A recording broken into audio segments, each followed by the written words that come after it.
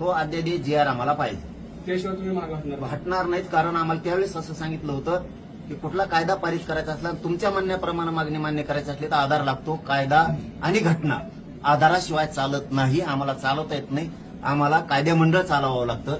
आधाराशिवाय आम्ही जनतेला काय उत्तरं द्यायची. तर तुमच्या मागणीसाठी आधार लागतो. तर आता 58 लाख नोंदींचा अहवाल सरकारकडे आहे. 58 लाख नोंदीचा अहवाल समिती त्यांची आहे, सरकार त्यांचं आहे. समिती गठीत त्यांनी केली आणि अहवाल पण समितीनं त्यांच्या सरकारला दिलाय.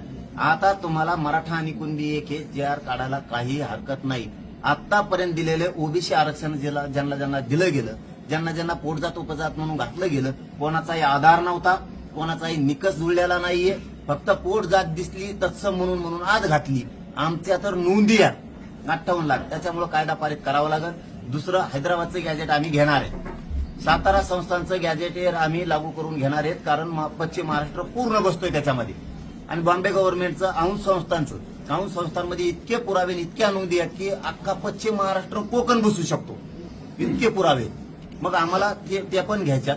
म्हणजे मराठा आणि कुणबी एक ते तिन्ही गॅजेटेर सगळ्या सोयरीची अंमलबजावणी सुद्धा आम्ही यावेळेस घेणार आहेत. अधिसूचना काढली.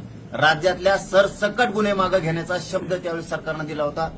मराठा आरक्षणासाठी आत्महत्या केलेल्या बांधवांचे काही आर्थिक मदत त्यांची राहिली, त्यांच्या सरकारी नोकऱ्या राहिल्यात. अशा 8-9 मागण्या आहेत ना आम्ही सरकारकडे दिलेल्या, त्यांच्या त्या पाठ झाल्या. तुम्हाला काय सांगावं. त्याच्यामुळे त्या पुऱ्या घेणार आहेत. त्याशिवाय मी मुंबई सोडित नसतो आणि मराठी यावरील सोडित बी नसतात. आणि इतके मराठी पहिलीच मराठ्याला बघणार आहेत. फक्त आडवं चालायचं नाही.